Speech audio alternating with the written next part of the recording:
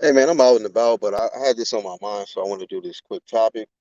I want to speak to mainly the American boxing fans, and I want to say that we should be grateful, man, appreciate what we're getting out of our champions this year in 2023. The undisputed look is, it's starting to change boxing. A lot of these fighters are going after undisputed.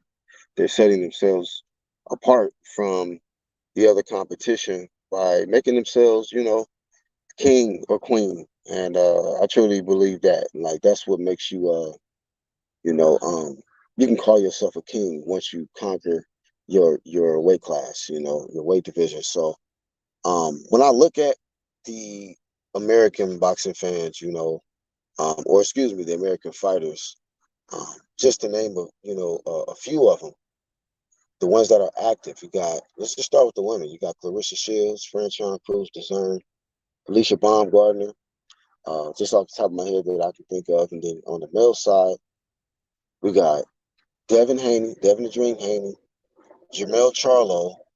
We have the winner out of Errol Spence and Bud Crawford will be crowned king in that fight. And I might be leaving somebody else out.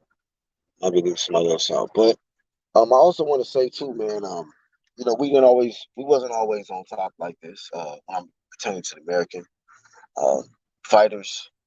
When some of them was on some little champ shit, for the ones that know me, I was flaming them. But I think that's what makes me different on this platform. I don't, a little bit of discipline, a little bit of flame, a little bit of criticism is okay, to get the right result.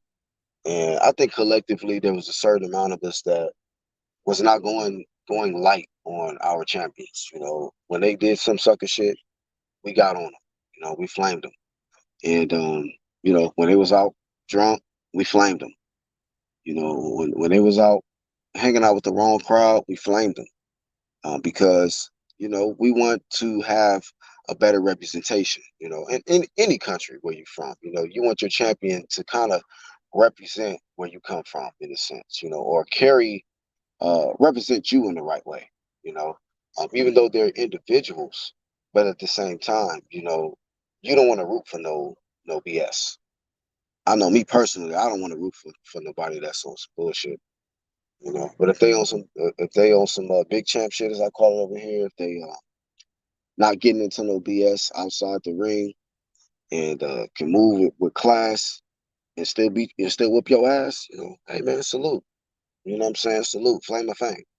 But I think that there was times when when we wasn't on the American side doing our thing like that. And there was some of us that was still humble enough to say, you know what? Shout out to the UK, shout out to Ukraine, shout out to Japan. They doing their thing. Shout out to whoever it is. Shout out to Mexico. They doing their thing. When they were winning. When they were on top and they were dominating. Some of us were humble enough to give credit. And now that a lot of our champions is shining here in America, I wonder if some of y'all got the same energy in y'all's different countries when y'all see us American champions. So lately, it's been a lot of hate because, of course, when you're rooting for your countrymen, it can get it can get intense. It can get intense, and things are said in comment sections. People get emotional. They start throwing things. It gets out of hand. But ultimately, it comes down to two individuals who are risking their lives, daring to be great, and putting on for themselves, putting on for their country. And when that one individual wins, you know, it should just be sportsmanship between the two athletes. It should be sportsmanship all the way around the board with the boxing fans as well. To accept the result and just whoever loses, it doesn't mean that you neglect them. And that's sometimes what happens with certain boxing fans. They just completely neglect their fighters. Like we saw with the Ryan Garcia situation in Mexico. I mean, a lot of them just dissing him, calling him, saying he's a quitter and all this old stuff. You know what I mean? And yeah, you can flame to a certain extent, but I don't know if they flamed him. They may have flamed him too hard into the sense that he ran over to Derrick James now. So he working with the brothers now. So sometimes, hey, you got to just be careful with it. You know what I mean? But yeah, man.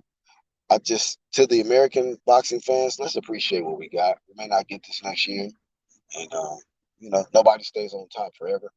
But it's good to see, for the real boxing fans and for the ones that have been waiting for this, man, 2023 is like a dream for us because we're seeing some matches that we thought we'd never get.